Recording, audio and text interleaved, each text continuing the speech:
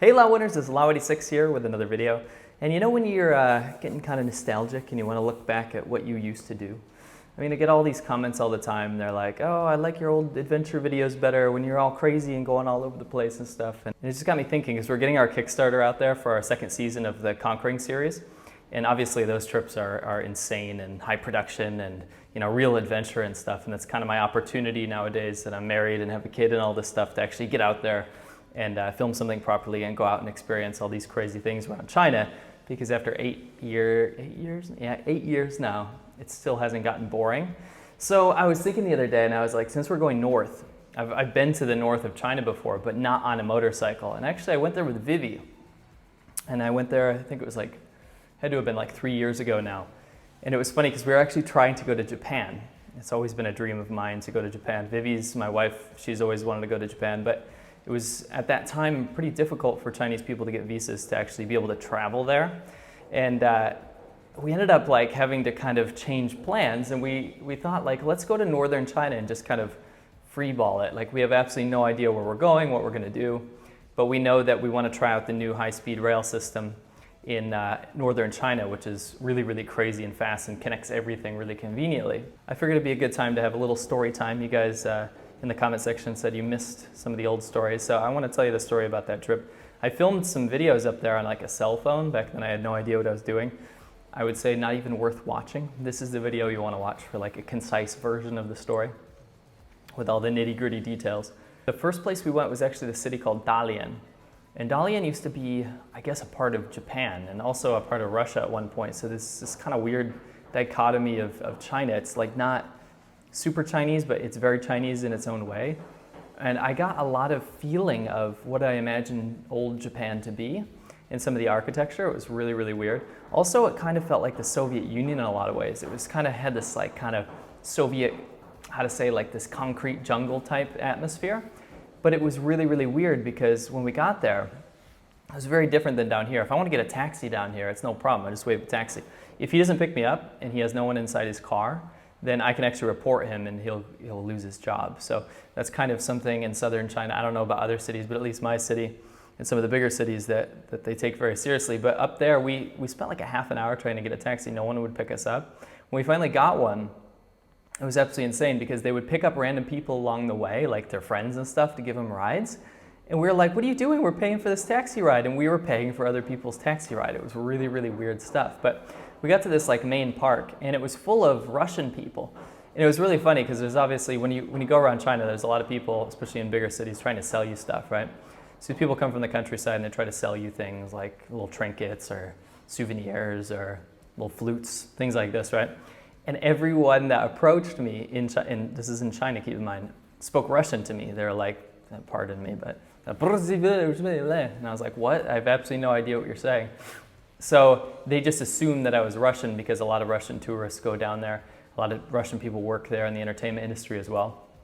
I had no idea. So these Chinese people were like speaking to me in Russian, which I found bizarre. Anyway, we take this chairlift up because we hear about this this like slide that goes down a mountain, like through the city over the overpass. And like apparently you go on this little cart and you go down this like tube slide from the Soviet Union type era. And we ended up doing it, and it was absolutely insane. Like I was riding this little cart on this metal slide, and it goes over this overpass in the middle of the city. And you're looking down at cars while you're suspended on this, like, I don't know, 1960s, 1970s era amusement park ride. It was really, really crazy stuff. And later that day, I started to see the real differences. And that was kind of in the outdoor culture. There was like this big beer festival going on, which happens quite often or something. And all of these stands get together, and there were thousands and thousands of people just partying outside. And I didn't see that down south, at least where I live down here in Guangdong province. People, they'll have outdoor barbecue and things like that, but these guys were going crazy. Everyone was just walking around with pitchers of beer. There was beer maidens everywhere, like scantily clad, like pouring beer for people. Super cheap. There's food grilling everywhere, and they had like this big stage. They had live music the entire time. I also had like these beer chugging competitions. I saw some foreigners up there. They're just like chugging beer nonstop and like winning prizes and stuff. And it was really, really interesting to see that because it was the first time I really got to see such a polarization to where I live. But our trip didn't stop because we ended up going to this place called Shenyang, It's a huge, huge city, famous for making like automobiles and tires, and there's a lot of foreign headquarters set up there. But it was the first time in China where I saw like really well kept Chinese era buildings. So all the dynasty era buildings and like the ornate kind of plazas and all of those temples and all that kind of stuff was very, very meticulously well taken care of, because that was a hugely important historical region, because it was like Manchuria. It's where the Manchus were. And not to bore you with history or anything, I'm not incredibly interested in that kind of stuff, but it was interesting for the first time in China to see stuff that wasn't completely destroyed, or stuff that was actually period replica. So when something fell apart, they would build it with the same materials and the same paint and all that kind of stuff. So it really felt like the China that you really want to see, or you really think that you're going to see when you come to China. So that place was awesome. And the food, this is the first time I really got to have some local food instead of like the outdoor barbecue stuff that we had in Dalian. And everything that we ate was just huge. Like the plates of food were this big, and there was bread and stew and beef and sweet and sour pork and all these massive noodle dishes. It was not very Chinese. It kind of was like Eastern European food, like when I went to Eastern Europe. And that was wicked, wicked cool, because every time I got the bill, I'm used to down here, you know, if I go out to a really nice restaurant with my wife, maybe 100 or 200 RMB, 20, 30, 40 bucks. But up there I was paying between like 30 and 50 RMB, and I couldn't finish everything. Like we were bringing back food to the hotel every single time we went out. It was weird. It was awesome. But it was the first time I kind of got the sense that I was missing out on something, because what happened was when we got on the high-speed rail between these cities, you're watching this epic countryside rip by you at like 300 kilometers an hour. And you feel like, I want to see what's in between there, right? So I'd see these really, really interesting towns that look very different than southern China, like in the rural areas. And you'd see people out the window and what they were doing.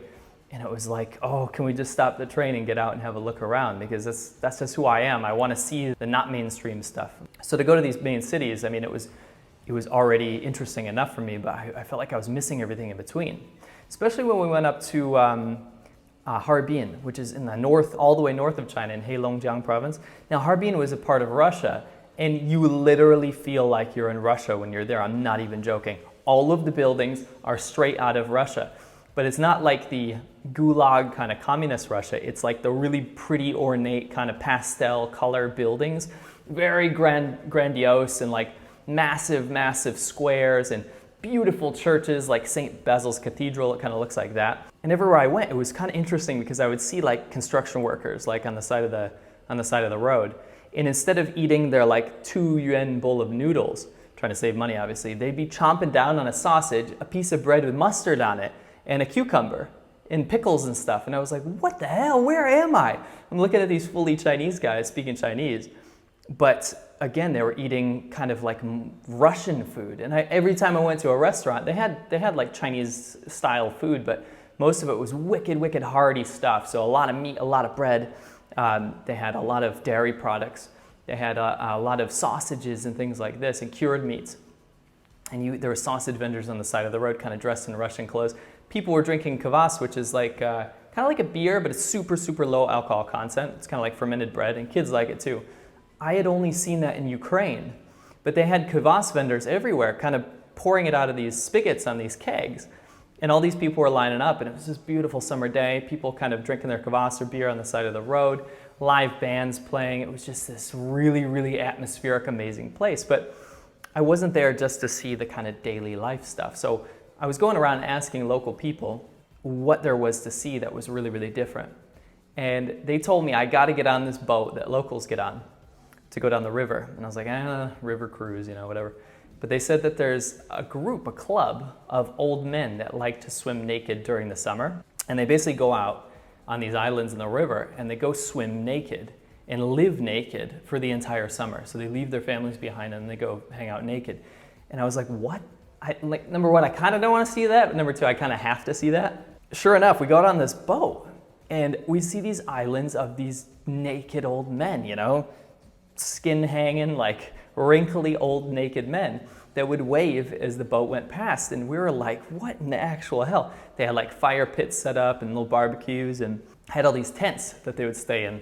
And apparently they just go out there, swim naked in this river, which is fairly cold apparently, and then they get drunk all the time and party with their buddies. And apparently they do that because summer is so short. So they have these massively long winters there. And the problem is that when you have 8 months of winter, when it's freezing cold, you can't really do much, right? You have to stay inside and get drunk, you know, with the central heating on. You can't even adjust the temperature.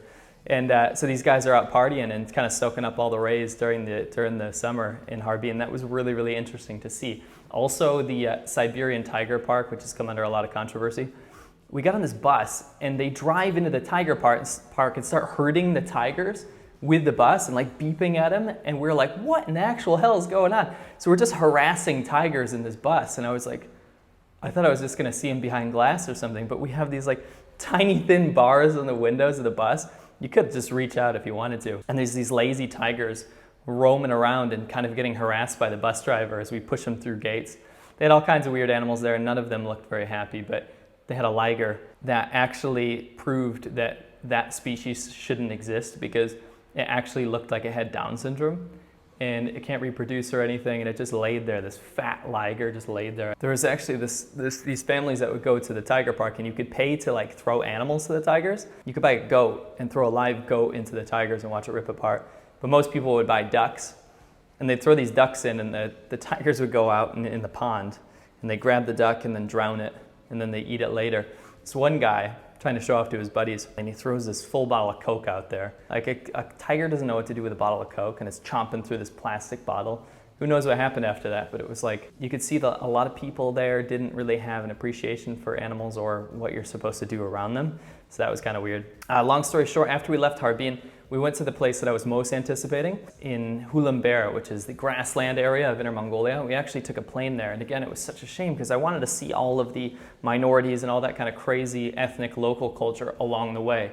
Northern China has some of the most ridiculously diverse cultures up there. I've heard of people that they have to send their sons out and they have to hunt wolves, and if they don't come back with a pelt, they can't get married. There's all kinds of crazy stories up there.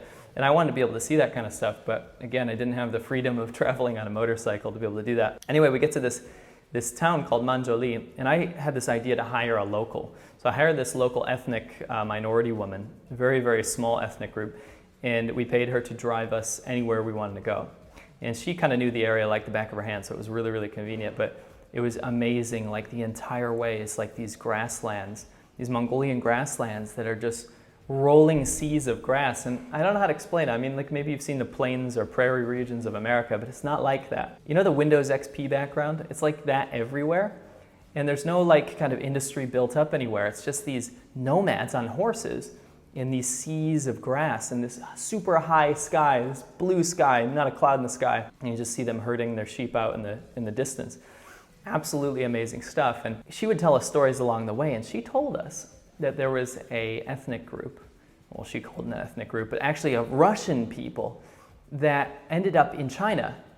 And what happened was when Chairman Mao and the Soviet Union were drawing borders, they didn't go visit the region. So what happened was there was Russian towns in China when they drew the line. Years and years later, because there wasn't much interaction or transportation, they found out that there's all these Russian people in China. So they tried to strike a deal with Russia to send them back, and a lot of people didn't leave. So what you have now is all these Russian people in China with Chinese ID cards, they're citizens, and now their kids speak Chinese as the first language. So you see these white people walking around these towns, but they speak Russian and Chinese, and they identify as Chinese and Russian. So I was like, we have to go find that. So she made some calls, and she said that there was still some towns intact, and we'd go through some of these neighborhoods, and I couldn't find very many Russians that wanted to talk, number one. Number two, they're kind of reclusive. So she said, anytime you see a house with a fence, that's a Russian person. They like to build their houses with fence. They have their own little plot of land. And I thought it was really interesting because the Mongolians have this just expanse of, whatever. They have their yurt or their small house, and then just massive, massive land around them with not a care in the world who came. But these Russians would build this little kind of, white picket fence type thing out of wood. And then they'd have their little house with their garden and stuff inside.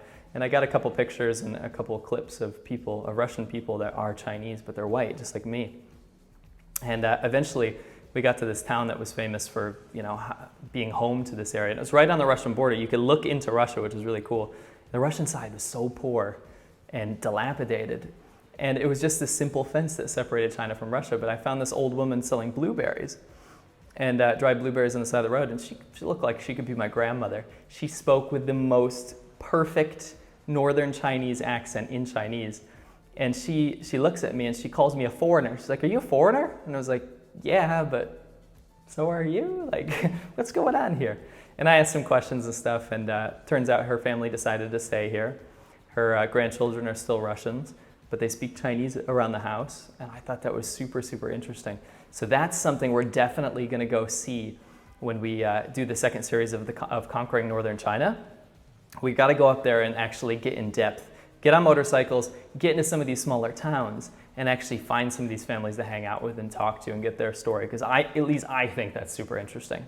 Another interesting thing was when we were towards North Korea, me and Vivi went to a city called Changchun, and there was this North Korean restaurant. And there's a few of them around China, but this one was famous for kind of bringing girls over on a stint, and they work inside this restaurant, and then they'd go upstairs to go to sleep in their apartment, and they weren't allowed to have cell phones or really interact with people outside of the restaurant.